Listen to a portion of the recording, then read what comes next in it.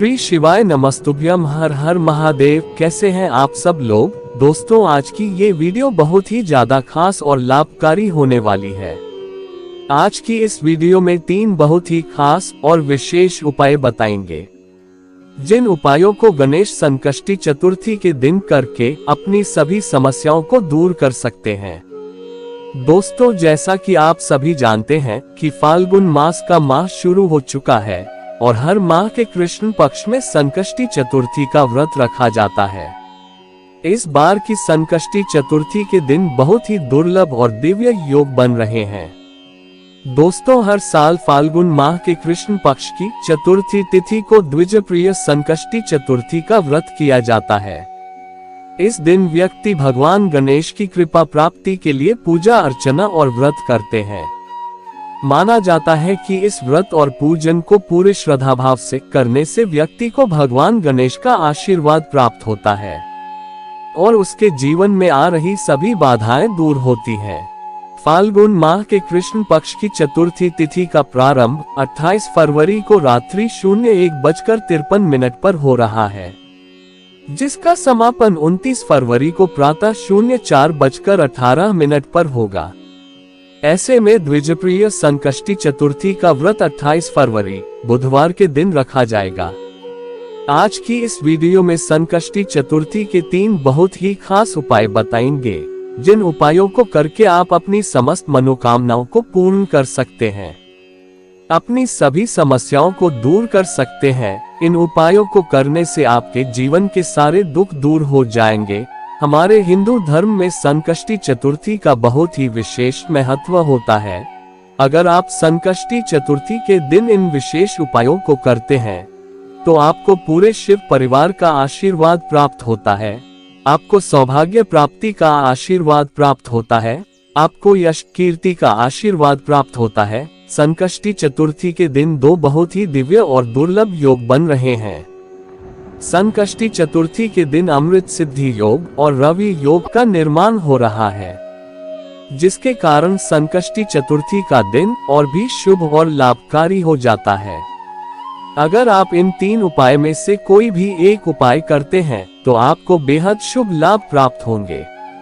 इन उपायों को गुरु जी की ही कथा को सुनकर और समझकर ही हम आपको समझाने का पूरा प्रयास करते हैं। तो आप सभी से एक छोटी सी गुजारिश है, आप सभी वीडियो को लाइक शेयर अवश्य करें। कमेंट में श्री शिवाय नमस्तुभ्यम या हर हर महादेव जरूर लिखें। अगर आप महादेव के सच्चे भक्त हैं तो चैनल को भी सब्सक्राइब जरूर करें। दोस्तों, पहला जो ये उपाय है, ये उपाय बहुत ही ज्यादा खास और लाभकारी उपाय है। गुरु जी ने कहा है कि अगर आप इस विशेष तरह से संकष्टी चतुर्थी के दिन 1 लोटा जल समर्पित कर देते हैं तो आपकी मनोकामना 1 या 2 महीने में ही पूर्ण हो जाएगी। अगर आपकी कोई विशेष मनोकामना है, जो मनोकामना आपकी पूर्ण नहीं हो रही है, आपकी वह मनोकामना नौकरी के लिए हो सकती है, आपकी वह मनोकामना धन प्राप्ति के लिए हो सकती है, आपकी वह मनोकामना शादी विवाह के लिए हो सकती है, आपकी कैसी भी कोई मनोकामना हो, इस उपाय को करने से आपकी मनोकामना 1 या 2 महीने में ही परिपूर्ण हो जाएगी। इस उपाय को करने के लिए आपको एक तांबे का लोटा लेना है। उस तांबे के लोटे में अपने घर का शुद्ध जल भर लेना है और आपको एक बेलपत्र लेना है। ध्यान रहे कि बेलपत्र कहीं से खंडित न हो और कहीं से कटा फटा भी न हो। अगर आपको बेलपत्र नहीं मिल पा रहे हैं तो आप शिवलिंग पर चढ़े हुए बेलपत्र को धोकर उन्हें फिर से शिव जी को समर्पित कर सकते हैं और फिर इन सभी सामग्री को लेकर आप संकष्टी चतुर्थी के दिन किसी भी समय शिव मंदिर चले जाएं और अपना फेस उत्तर दिशा यानी कि नॉर्थ दिशा की ओर करके शिवलिंग के पास बैठ जाएं और फिर इस बेलपत्र को शिवलिंग के ऊपर इस तरह से समर्पित करना है कि बेलपत्र की डंडी जलाधारी की ओर हो और बेलपत्र की चिकनी सतह शिवलिंग से सटी हुई हो और फिर उस 1 लोटे जल को 5 जगह समर्पित करना है।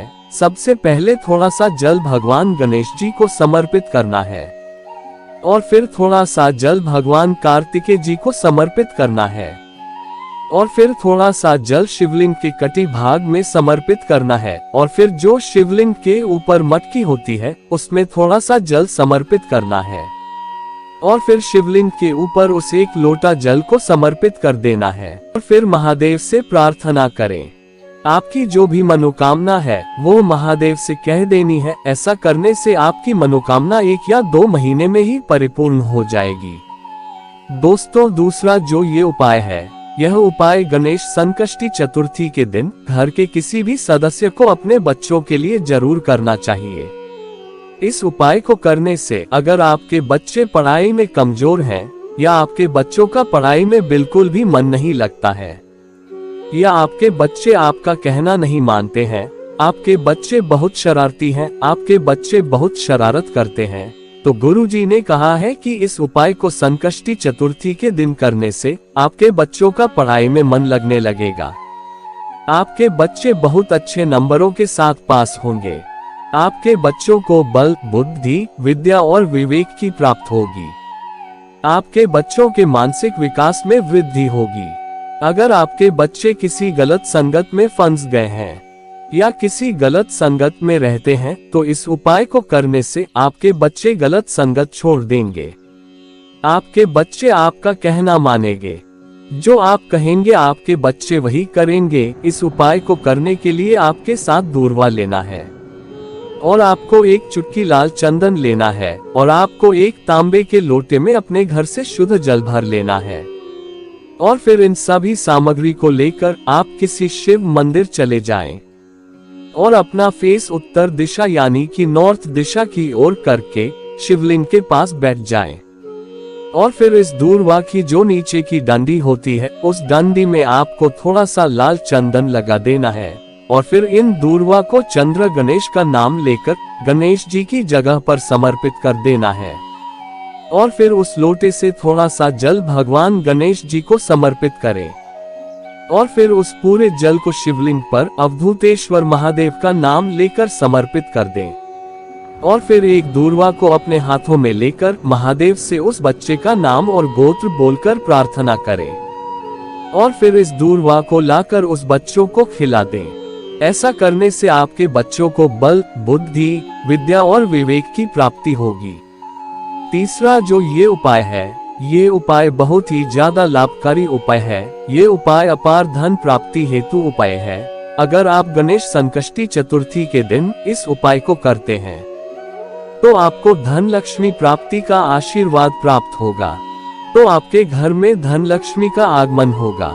अगर आपके घर में बहुत आर्थिक तंगी रहती है, आपके घर में बहुत पैसों की कमी रहती है या आपके ऊपर कर्ज हो गया है, आपका कर्ज उतारने का नाम ही नहीं ले रहा है, आपके घर में दरिद्रता रहती है, आपके घर में धन का आगमन नहीं हो रहा है, आपके घर में धन रुकता ही नहीं है, अगर आपके घर में 100 रुपए आते हैं तो 200 रुपए खर्च हो जाते हैं, तो इस उपाय को करने से आपके घर की दरिद्रता दूर हो जाएगी।